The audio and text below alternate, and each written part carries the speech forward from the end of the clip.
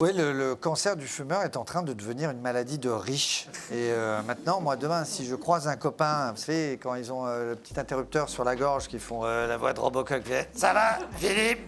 Je dirais « Ben, dis donc, monsieur se refuse rien !» Le sénateur de Loire-Atlantique Joël Guerriau a été mis en examen le 17 novembre. La présence dans son sang de plusieurs drogues, de cocaïne, d'amphétamine, de méthadone, de cannabis, de MDMA. À l'issue de sa garde à vue, il est soupçonné d'avoir drogué une députée à son insu. En l'appelant Chiquita. Le lendemain matin, il a été immédiatement suspendu par le bureau politique d'Horizon. Ces 3 ans hors du Sénat, c'était pour être ministre. Hein. Alors, excusez ce passage un peu curieux, mais sachez que j'ai passé hier soir la soirée avec Joël Guerriau. Il m'a fait prendre des choses bizarres.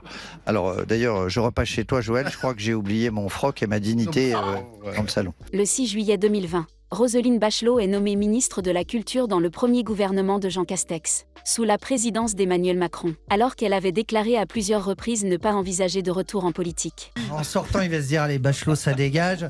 Stéphane Bern, trop people. Jean-Marc Dumontet, il m'a saoulé avec ses notes, là. Je prends Cavrivière.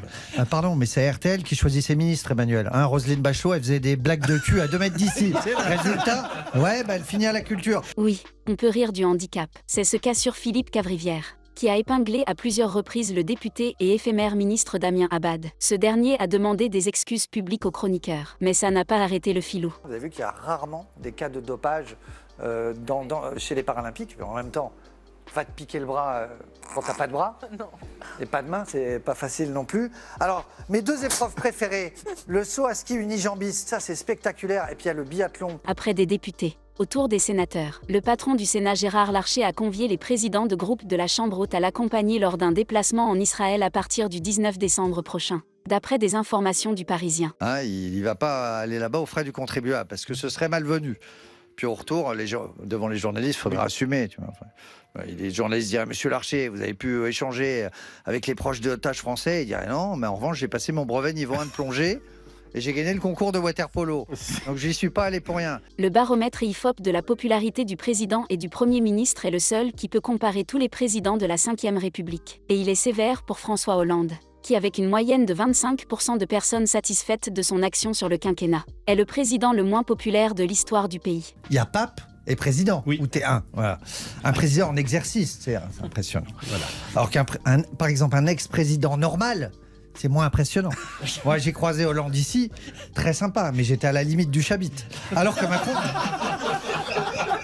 Seul le prolongement de la ligne 14 devrait être inauguré à temps pour les JO de Paris 2024. Cette ligne automatique reliera le village olympique à Saint-Denis-Pleyel jusqu'à l'aéroport d'Orly. 800 000 personnes par jour sont attendues dans les transports en commun pendant les Jeux. Là, il y a aussi un autre souci, c'est même les frotteurs, ils vont être débordés parce que les mecs vont dire « Moi, 800 000, je sais plus où donner de la braguette, quoi. » Et d'ailleurs, c'est une vraie question. Est-ce que le frotteur, quand il rentre chez lui le soir, il dit à sa femme « Oh, je suis crevé !»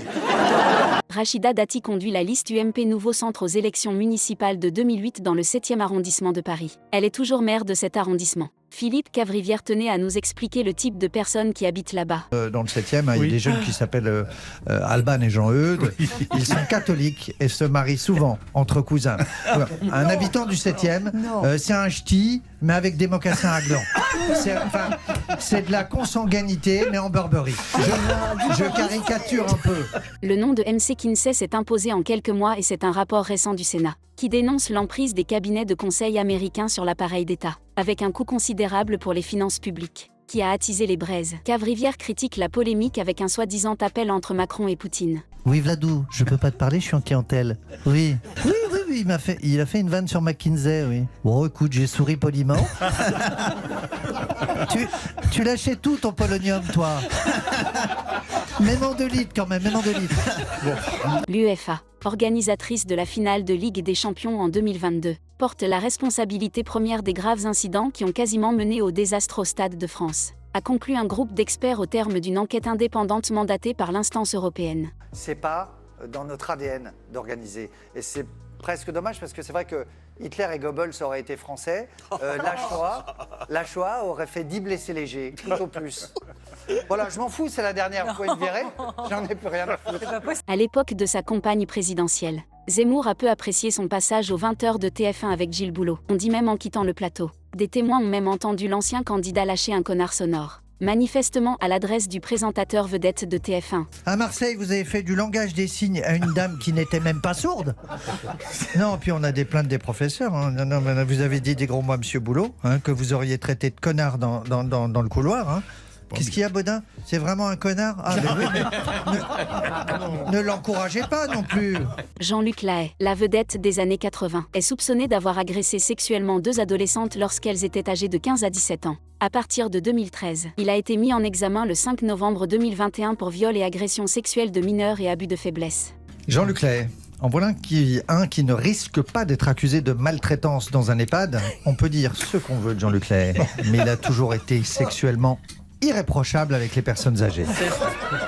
Alors si vous saviez... Édouard Philippe est revenu sur sa violente altercation avec Nicolas Sarkozy, survenue en novembre 2002 lors d'un congrès organisé par l'UMP. Disons que ça a été très tendu. A d'abord confié le maire du Havre, on le sait enthousiaste et dynamique. Et il a peut-être sous-estimé mon enthousiasme et mon dynamisme. A-t-il continué? Sarkozy lui aurait tapé le poitrail avec le poing. Il vous a frappé au niveau de la poitrine?